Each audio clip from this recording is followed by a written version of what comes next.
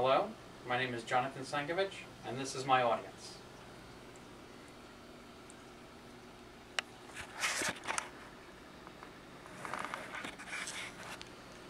My speech is The Decisive Day. Abigail Adams wrote to her husband John Adams on June 18, 1775. The day, perhaps the decisive day, is come, on which the fate of America depends. She was, of course, talking about the day before, June 17, 1775, on which the Battle of Bunker Hill took place. Now, why would she consider this battle to be so important? Well, to answer that question, we must first learn about the battle. It is 1775, and the Revolutionary War has been going on for only 2 months.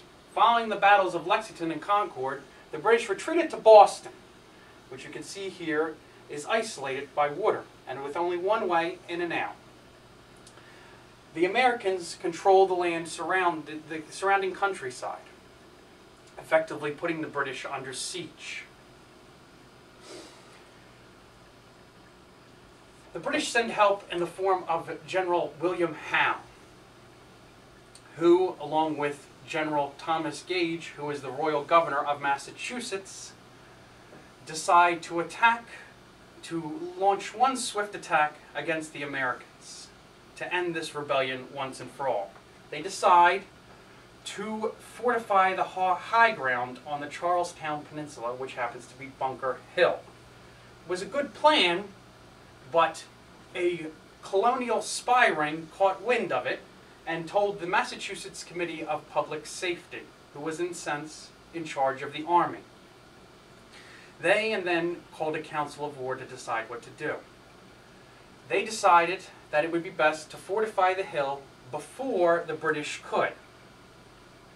General Artemus Ward, who was commander of the army, decided against it because the hill was exposed and there was only one way in and out over the Charlestown Neck. Despite his objections, he was ordered to fortify the hill. So he sent General Israel Putnam to fortify the hill. So on the night of June 16th, General Israel Putnam arrives with 1,200 American troops to fortify Bunker Hill. When he arrives, him and one of his subordinates, Colonel William Stark, argue over which hill to fortify. Putnam wants to fortify Breed's Hill, which is closer to Boston, but is only 62 feet high, whereas Colonel Prescott wants to fortify the originally ordered hill to be fortified, Bunker Hill, which is 110 feet high. Despite these objections, they fortified Breed's Hill. Through the night on June 16th, the troops build fortifications on top of Breed's Hill. At dawn, the HMS Lively sees the fortifications being built and opens fire. These were to be the first shots of the Battle of Bunker Hill. The men continued to build the fortifications despite being bombarded. One soldier had the unfortunate mistake of being away in one of these cannonballs and got decapitated. This frightened the men so much that some of them ran and others just stopped building. In order to ease the men's nerves, Colonel William Prescott leapt to the top of the fortifications and exposed himself to fire to show that the British had only gotten one lucky shot. He wanted to just calm the men's nerves. The British, later that morning, decided that they were going to attack the fortifications on Breed's Hill. So, General William Howe, leading the attack, lands his troops at Morton's Point here on the Charlestown Peninsula. While his troops are landing unopposed, the Americans also decide to fortify Bunker Hill and to fortify a rail fence that is alongside the fortifications on Breed's Hill. They also decide to construct a stone wall and fortify it, which is on the beach, and since building fortifications to prevent the British from flanking around and encircling them on the hill. When Howe and his troops finally reach the Charlestown Peninsula sometime later in the day, he decides that he will attack the rail fence, while General Robert Pigot will attack the redoubt with a supporting attack. Howe will overrun the rail fence, come around the hill, and encircle them, and crushing them once and for all. While Pigot's men are lining up in front of the hill, they start to take fire from the houses in Charlestown. Howe, greatly angered by this, orders that the town be bombarded. So the ships surrounding the peninsula begin to bombard the houses in Charlestown with heated cannonballs, essentially setting it on fire. Then Howe and Pigot begin their advance on the fortifications. Colonel Prescott then issues his famous order, "Don't fire till you see the whites of their eyes." The reasoning for this: one, the muskets at the time were highly inaccurate, and two, ammunition was scarce, so every shot counted. Also, the men were told to aim low, because leg wounds in that time often led to amputation. And they were told to fire at the officers to create chaos on the battlefield. So, as the British men start marching towards the fortifications, these soldiers begin to unleash volley after volley into their ranks, causing mass casualties that the British cannot sustain, so they retreat. The Americans are ecstatic. Most of these men have never been in battle, they have no training, and they had just defeated the greatest army in the world. So, they figured they had won, and some of them just leave the field and return home. But the British quickly reform and attack again. Again, the main attack with Howe will be against the rail fence, with Pigot being against the fortifications on Breed's Hill. And yet again, after volley, the men sustain casualties and they retreat. Now Howe demands reinforcements, so he waits for 400 more British troops to cross from Boston, crossing the Charles River to the Charlestown Peninsula.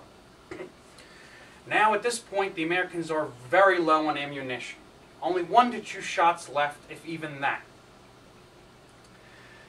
Also during this time, Dr. Joseph Warren arrives on the scene, a Patriot leader who is well liked by the men, and this greatly boosts morale. So for the third attack, Howe launches his men against the fortifications on Breed's Hill with a supporting attack on the rail fence to keep them busy so they cannot reinforce the hill. Of course, with no ammunition left, the British quickly overrun Breed's Hill. Hand-to-hand fighting ensues. Dr. Joseph Warren is killed, the great Patriot leader. This greatly decreases the morale, and the Americans retreat across the Charlestown Peninsula. The British pursue them, but only to Bunker Hill, where they stop and fortify that. The Battle of Bunker Hill was over. The battle was a tactical victory for the British, in the sense that they drove the Americans from the field and now controlled the ground. But at such cost to life, it was not much of a victory. So it was quite a moral victory for the Americans that they could stand against the mightiest army in the world. These men who were not soldiers but farmers and artisans, some who had never even seen battle, and they held their own against the British. So it greatly lifted morale. As you can see from the casualty figures, of the 2,200 British soldiers that were in the battle, 268 were killed, 828 were wounded. A nearly 50% casualty rate. The British will not see a casualty rate that high in any other battle during the whole Revolutionary War. The Americans, of the 1,500 soldiers, 115 were killed and 305 were wounded. Again, still quite high.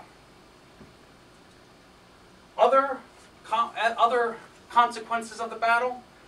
The British leaders knew from this battle that this war would not be over quickly, that it would be long and it would be hard fought.